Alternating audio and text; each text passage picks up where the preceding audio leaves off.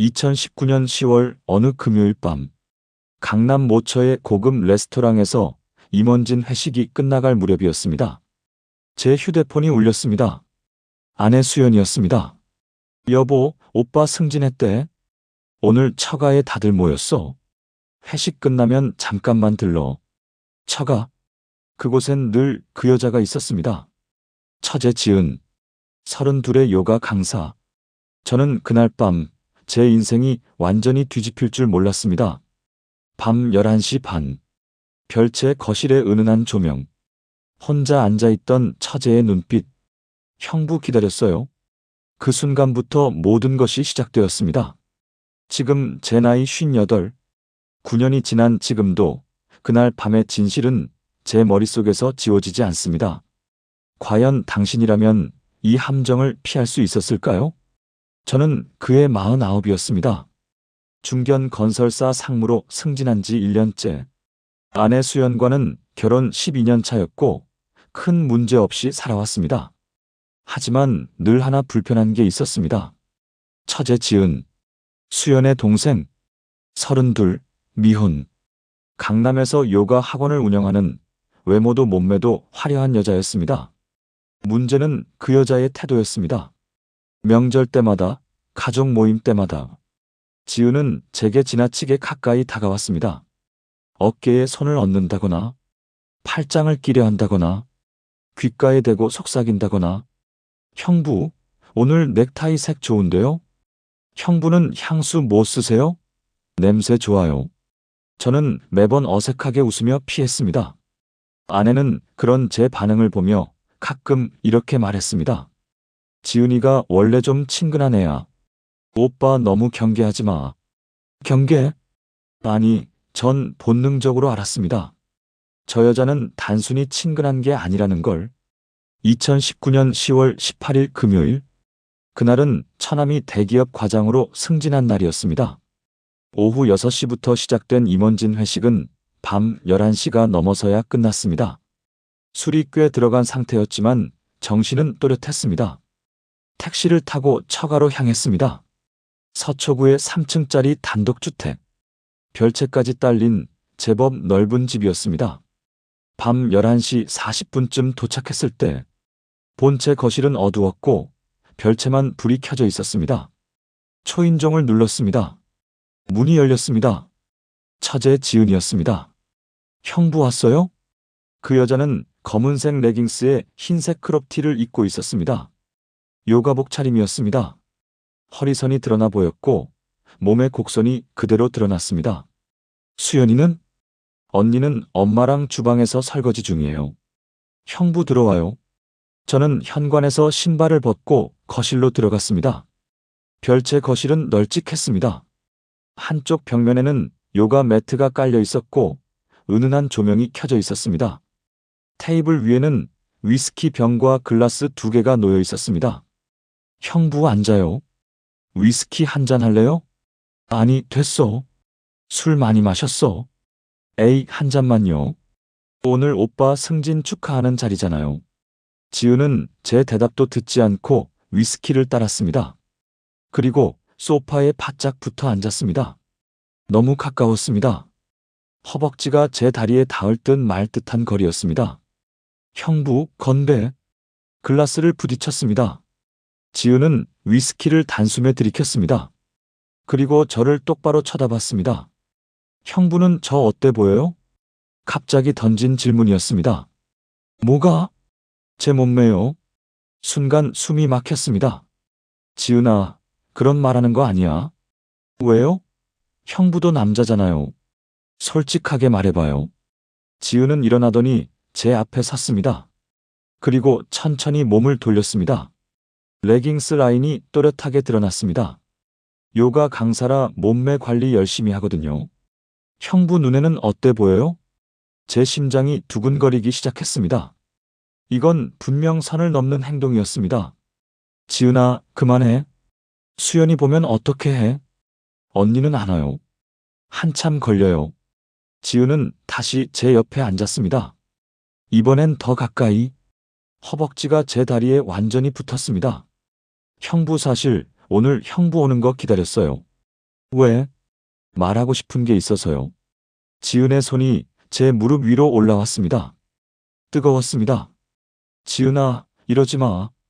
형부는 저한테 관심 없어요? 뭔 소리야? 전 형부한테 관심 많은데. 지은의 손이 제 허벅지 쪽으로 올라갔습니다. 저는 황급히 손을 치웠습니다. 지은아, 정신 차려. 넌 지금 뭐 하는 거야? 형부도 알잖아요. 제가 얼마나 형부 좋아하는지. 그만해. 제가 목소리를 높였습니다. 그 순간 지은의 표정이 싹 바뀌었습니다. 웃음기가 사라지고 차갑고 날카로운 눈빛으로 변했습니다. 형부 거절하는 거예요? 그 말투가 섬뜩했습니다. 지은은 천천히 일어났습니다. 그리고 테이블 위에 위스키를 다시 따라 단숨에 마셨습니다. 형부는 저를 여자로 안 보죠? 지은아, 무슨 소리야? 넌 수연이 동생이잖아. 그게 문제예요? 지은은 제 앞으로 다가왔습니다. 무릎을 꿇고 앉더니 제 다리 사이에 손을 올렸습니다. 저 남자들한테 인기 많거든요. 형부만 빼고요. 지은아. 저는 벌떡 일어났습니다. 하지만 지은은 제 허리를 붙잡았습니다. 형부 한 번만이요. 딱 한 번만 해줘요. 그 목소리는 애원이 아니었습니다. 요구였습니다. 명령이었습니다. 지은아, 정신 차려. 넌 지금 미친 짓 하고 있어. 저는 지은을 밀쳤습니다. 지은은 바닥에 주저앉았습니다. 그리고 저를 올려다봤습니다. 그 눈빛, 원망도 슬픔도 아니었습니다. 차갑고 계산적이고 무언가를 노리는 눈빛이었습니다. 형부 후회할 거예요. 뭐? 제가 원하는 거 안 들어주면 형부도 가만 안 있을 거예요. 그 순간 별채 문이 열렸습니다. 아내 수연과 장모님이 들어왔습니다. 수연은 거실을 둘러봤습니다. 지은이 바닥에 앉아 있고 저는 멀찍이 서 있는 상황. 오빠 무슨 일이야? 수연아, 지은이가 지금. 그때 지은이 갑자기 울음을 터뜨렸습니다. 언니 나나. 지은은 떨리는 목소리로 말했습니다. 형부가 자꾸 날 쳐다봐서 불편했어. 뭐? 제 머릿속이 하얘졌습니다. 지은아, 지금 무슨 소리 하는 거야? 수연이 저를 쳐다봤습니다. 차갑게. 오빠 지은이한테 뭐 한 거야? 아무것도 안 했어. 오히려 지은이가. 장모님이 말을 끊었습니다. 사위, 진정해. 뭔 일인지 차근차근 얘기해봐. 장모님의 목소리는 침착했습니다. 하지만 그 눈빛은 이미 저를 의심하고 있었습니다. 지은은 계속 흐느꼈습니다. 나 사실 형부한테 말 못한 게 있어. 뭔데? 수연이 물었습니다. 지은은 고개를 숙인 채 떨리는 목소리로 말했습니다. 나 여자가 아니야. 순간 시간이 멈췄습니다. 뭐라고? 제가 되물었습니다. 지은은 눈물을 닦으며 말했습니다. 나 트랜스젠더야. 언니도 알고 엄마도 알고 근데 형부는 몰랐잖아. 머릿속이 복잡해졌습니다. 트랜스젠더? 그럼 방금 전 그 모든 유혹은 뭐였던 거죠? 수연이 조용히 말했습니다. 오빠 지은이가 결혼 전에 자기 정체성 때문에 고민이 많았어. 형부한테 언제 말해야 할지 몰라서 오늘 용기 낸 거야. 그게 이런 식으로? 장모님이 한숨을 쉬었습니다. 사위, 지은이가 형부 반응이 궁금했나 봐. 형부가 어떤 사람인지. 반응? 테스트요? 그래. 형부가 지은이를 어떻게 대할지. 제 온몸에 소름이 돋았습니다. 그럼 방금 전 그 모든 일은 계획된 거였단 말인가요? 지은이 고개를 들었습니다. 눈물은 이미 마른 상태였습니다. 그리고 차갑게 웃었습니다. 형부 테스트 통과 못했네요. 저는 그 자리에 얼어붙었습니다. 테스트? 이게 무슨? 수연이 소파에 앉으며 말했습니다. 오빠 앉아. 설명해 줄게. 저는 멍하니 소파에 앉았습니다. 수연은 담담하게 말했습니다. 지은이는 태어날 때 남자였어. 근데 중학교 때부터 자기가 여자라고 느꼈대. 대학 때 수술받고 호르몬 치료받고 지금은 완전히 여자로 살고 있어. 그건 나도 이해할 수 있어. 근데 왜 나한테 이런 식으로? 장모님이 끼어들었습니다. 사위, 지은이가 결혼 전에 걱정이 많았어. 언젠간 형부한테 말해야 하는데 형부가 어떻게 반응할지 몰라서. 그래서 이렇게 유혹하는 척한 거예요? 테스트한 거지. 수연이 차갑게 말했습니다. 오빠가 지은이한테 끌리는지 아니면 도덕적으로 선을 지키는지. 미쳤어? 이게 말이 돼? 말이 되든 안 되든 이미 끝난 일이야. 수연은 팔짱을 끼고 저를 쳐다봤습니다. 오빠, 솔직히 말해봐. 지은이 몸 봤을 때 기분 어땠어? 뭐? 끌렸어, 안 끌렸어? 수연아, 지금 뭐 하는 거야? 대답해봐. 끌렸냐고. 저는 숨이 막혔습니다. 솔직히 지은의 몸매는 완벽했습니다. 요가 강사답게 탄탄하고 볼륨감 있는 몸. 하지만 전선을 넘지 않았습니다. 끌렸어? 당연히 남자니까 끌렸어. 근데 난 선을 안 넘었어. 수연이 고개를 끄덕였습니다. 그래, 그게 중요한 거야. 뭐가? 오빠가 끌렸다는 거. 장모님이 웃으며 말했습니다. 사위, 너무 화내지 마. 우린 사위가 어떤 사람인지 확인하고 싶었을 뿐이야. 확인? 그래. 사위가 약점 있으면 나중에 이혼할 때 유리하잖아. 그 순간 모든 게 명확해졌습니다. 이건 테스트가 아니었습니다. 함정이었습니다. 저를 올가매기 위한. 사위, 너무 걱정하지 마. 오늘 일은 우리끼리만 알고 있으면 돼. 장모님이 미소 지으며 말했습니다. 다만 나중에 사위가 이혼하고 싶다고 하면 오늘 일이 법정에 나올 수도 있어. 뭐라고요? 사위가 처제한테 성추행 시도했다고 하면 위자료 많이 줘야 할걸? 제 머릿속이 하얗게 변했습니다. 이 사람들은 처음부터 저를 이렇게 몰아넣을 계획이었던 겁니다. 수연이 일어나며 말했습니다. 오빠, 그냥 우리 잘 살자. 아무 일 없었던 것처럼. 수연아, 너 진짜? 나도 처음엔 지은이 계획 반대했어. 근데 엄마 말 들어보니 맞더라. 오빠가 나중에 바람 피우거나 이혼하자고 하면 우린 대비해야 하잖아. 저는 그 자리에서 일어났습니다. 난 못 참겠어. 이혼하자. 오빠, 이혼하면 오늘 일 전부 공개할 거야. 형부가 처제 성추행했다고. 난 안 했어. 누가 믿어줄까? CCTV도 없고 증인도 우리밖에 없는데. 지은이 차갑게 웃었습니다. 형부, 저 연기 잘하거든요. 법정 가면 울면서 증언할 수 있어요. 그날 밤 저는 집으로 돌아오지 않았습니다. 모텔에서 하룻밤을 보냈습니다. 머릿속이 복잡했습니다. 이혼하면 제 인생이 망가집니다. 성추행 혐의, 위자료, 사회적 매장. 하지만 이대로 살 수도 없었습니다. 이 가족들은 저를 인질로 잡은 겁니다. 다음 날 아침, 수연한테서 문자가 왔습니다. 오빠, 어젯밤 일은 잊어. 우리 그냥 평범하게 살자. 오빠가 바람 안 피우고 잘 살면 아무 일 없어. 평범하게? 이게 평범한 결혼 생활인가요? 저는 회사에 출근했습니다. 일에 집중하려 했지만 머릿속은 온통 어젯밤 일뿐이었습니다. 오후 3시쯤 장모님한테서 전화가 왔습니다. 사위, 나야. 어젯밤 일 너무 마음 쓰지 마. 우리 가족은 서로 돕고 사는 집이야. 사위도 우리 가족이니까 앞으로 잘 지내자. 장모님, 어제 그게 무슨 짓이었습니까? 즉, 사위 앞날을 위한 배려지. 나중에 사위가 실수하면 우리도 대비해야 하잖아. 전 실수 안 합니다.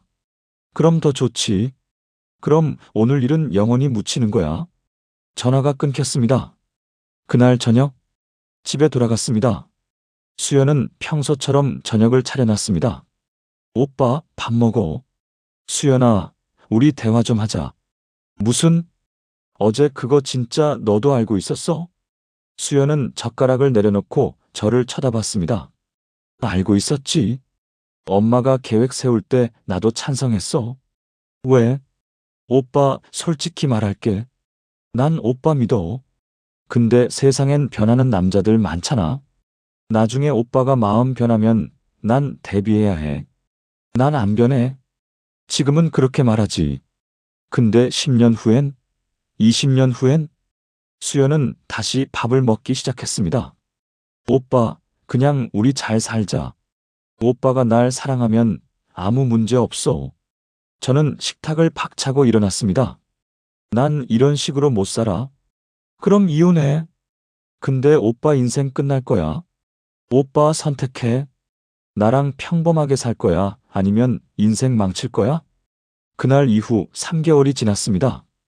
2020년 1월, 저는 매일 출근하고 퇴근하고 집에 돌아왔습니다.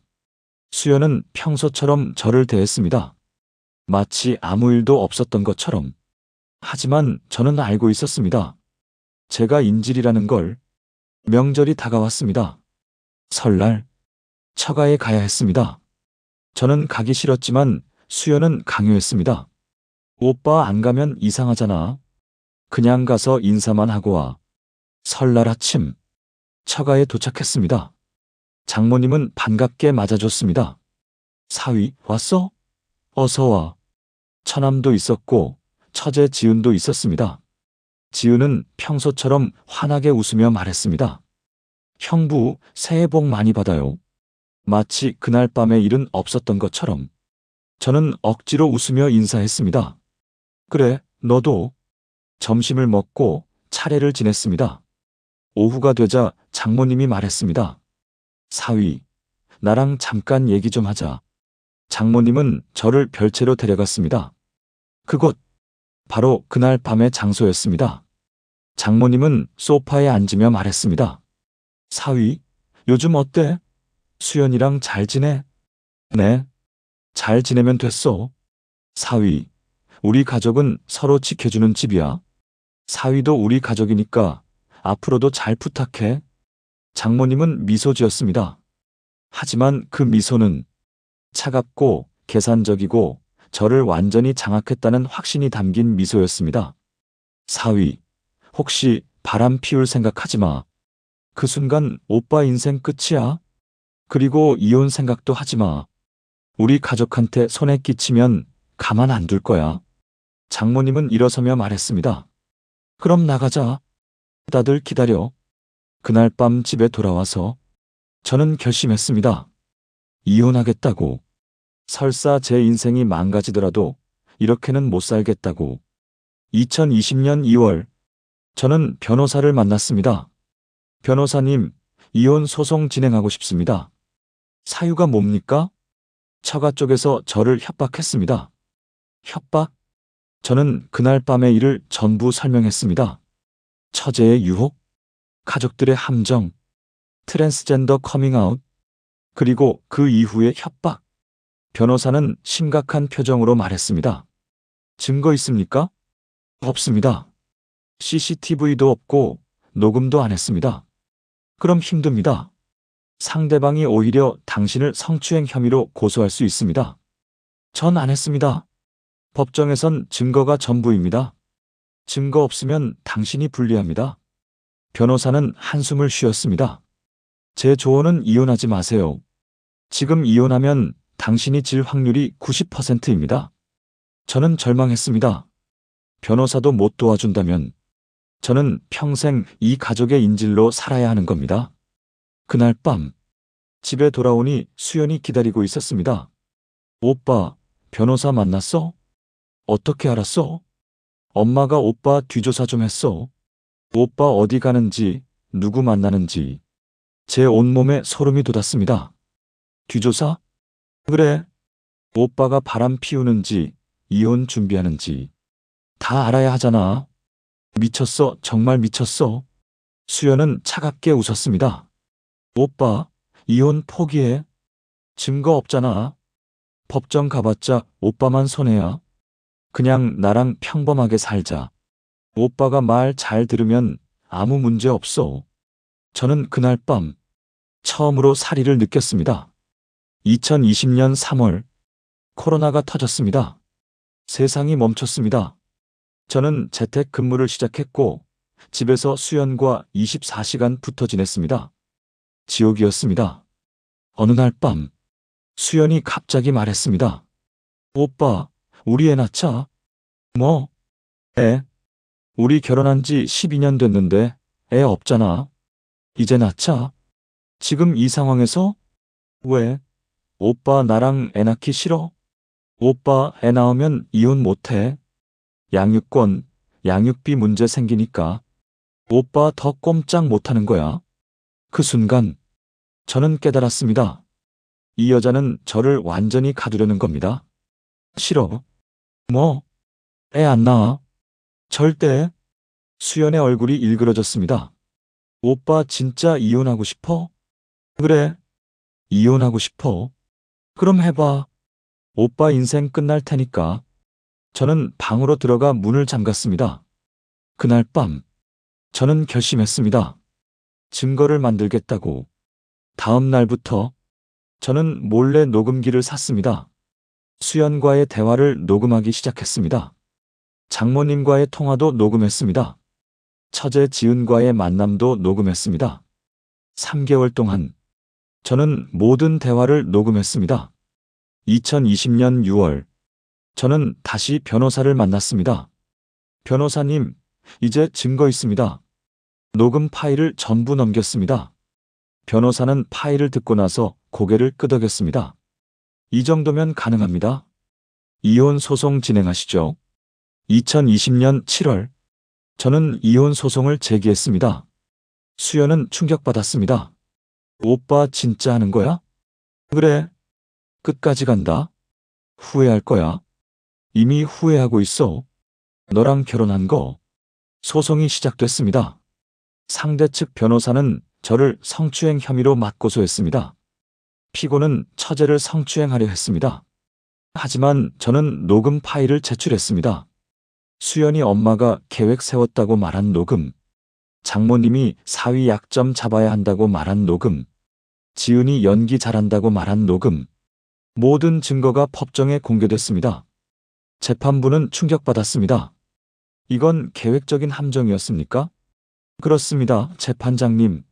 상대 측 변호사는 할 말을 잃었습니다. 수연은 법정에서 울었습니다. 저희가 잘못했어요. 오빠 미안해. 하지만 늦었습니다. 2020년 11월, 이혼 판결이 났습니다. 원고 승소. 피고는 원고에게 위자료 3천만 원을 지급하라. 저는 이겼습니다. 저는 58이 되었습니다. 혼자 삽니다. 재혼은 하지 않았습니다. 가끔 그날 밤이 떠오릅니다. 2019년 10월 18일, 별채 거실에서 처제 지은이 제 허리를 붙잡고 속삭였던 그 말. 형부 후회할 거예요. 그 말이 아직도 귓가에 맴돕니다. 후회할까요? 아니요. 전 후회하지 않습니다. 함정에서 빠져나온 걸. 하지만 가끔 생각합니다. 만약 제가 증거를 만들지 않았다면, 만약 제가 그대로 살았다면, 저는 평생 그 가족의 인질로 살았을 겁니다. 지금 이 글을 읽는 당신, 만약 당신도 비슷한 상황에 처한다면 절대 포기하지 마세요. 증거를 만드세요. 그리고 싸우세요. 진실은 반드시 밝혀집니다.